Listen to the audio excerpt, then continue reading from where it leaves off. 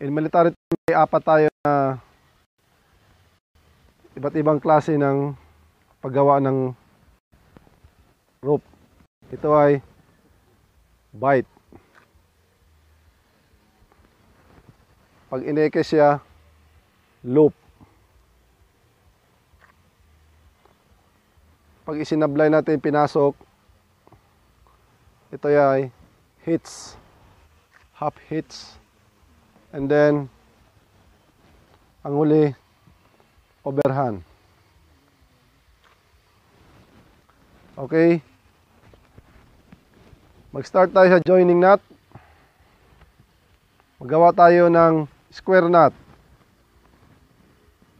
Pag-ikis natin, and then meron siyang dalawang bight. Ito ay square knot. Pangalawa, magawa tayo ng bight. Itong working end, ipasok natin doon sa may bight. Isablay, kunin sa gitna. Kung saan tinuturo ng thumb, isama lang. Ito ay single sheet bend.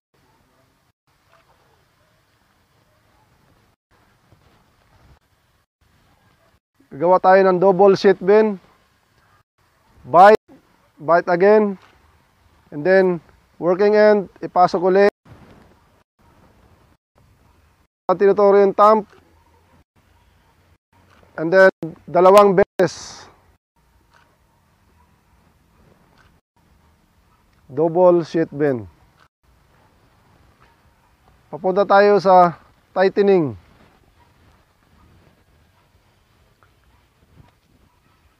Gawa tayo ng loop. Loop. And then, bight. Yung bight, ipasok natin doon sa may loop. And then, sablay sa standing part, lagyan natin ng kalang or kahoy.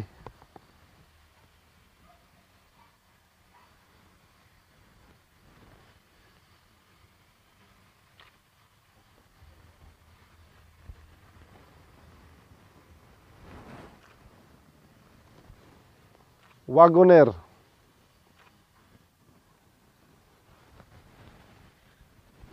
Wagoner yan. Wagoner. And then, figure of 8 directional. Gawa ng bight. Iikot natin sa katawan, sa standing part. And then, ikot, papasok sa may bight. Figure of 8 directional.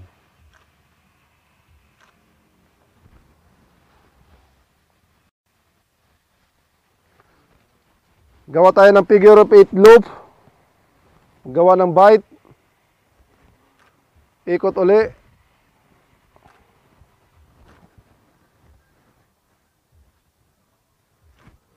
Figure of 8 loop.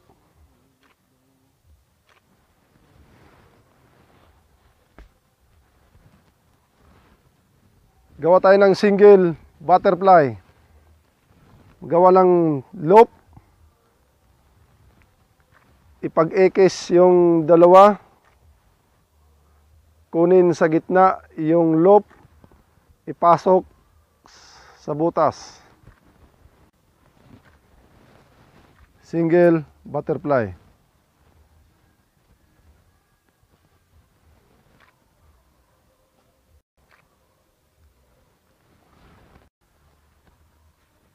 And then, double butterfly. Magdalawang ikot lang tayo, dalawang loop.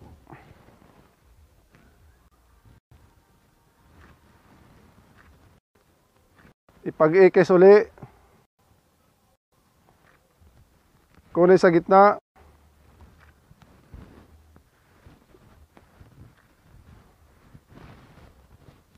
Double butterfly.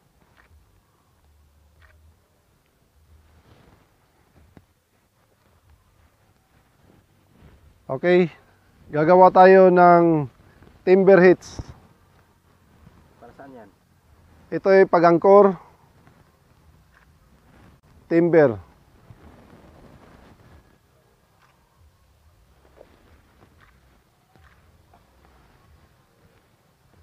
And then, club hitch. Middle. Club hitch.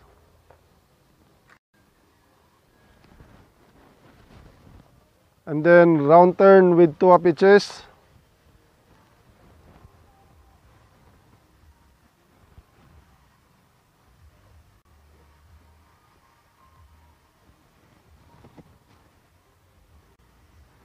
Lagyan ko pa ng kawis.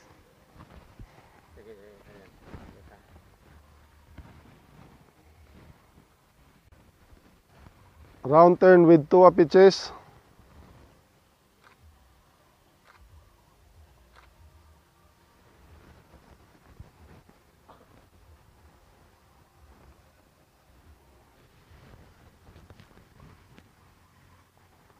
Ito yung pang quick release. Figure of 8 slip knot.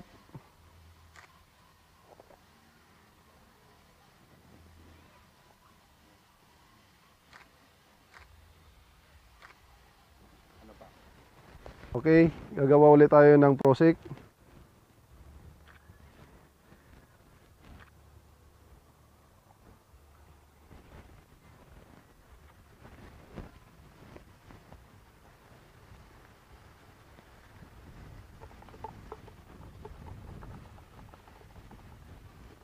Ito yung prosik.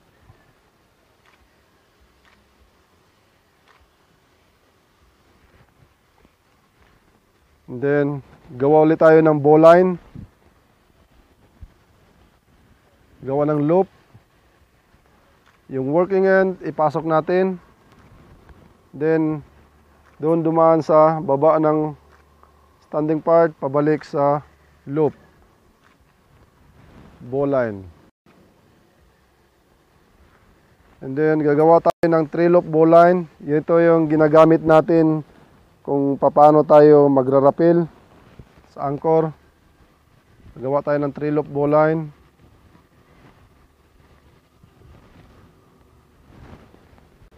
Gawa ng loop and then pasok uli.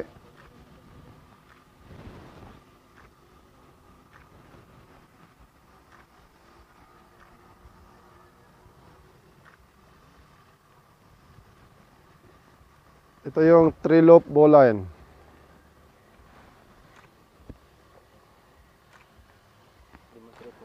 Kung sa chopper, i-didikit natin sa o-ring. Andito yung isang o-ring. And then,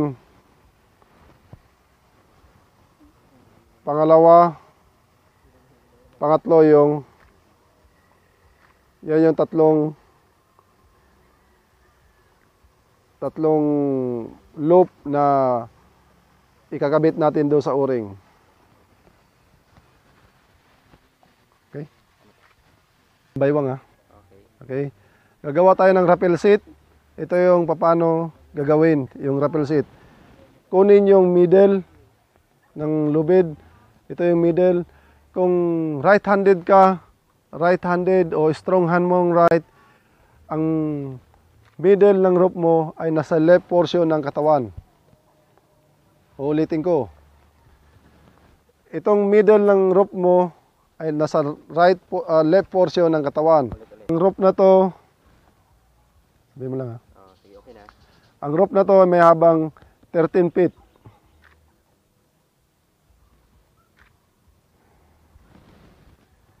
Okay, ito yung pag-construct ng rappel seat. Kung right-handed ka o strong hand, itong middle ng rope mo ay ilalagay sa left portion ng katawan. And then, kunin sa likod, dalhin sa harapan. Twice mong iikot sa katawan. And then, i-tight.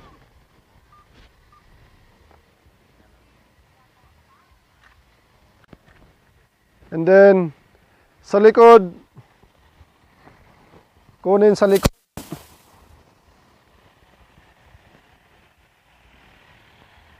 Galing sa taas, papasok.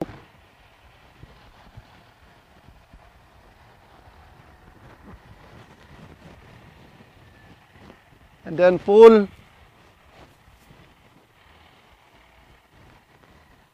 Yung mahaba, dalhin sa maigsi. Magawa ng square knot.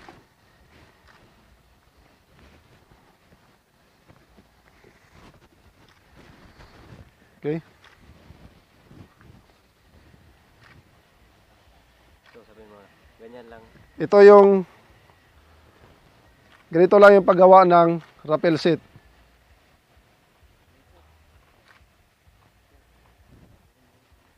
Okay, cut.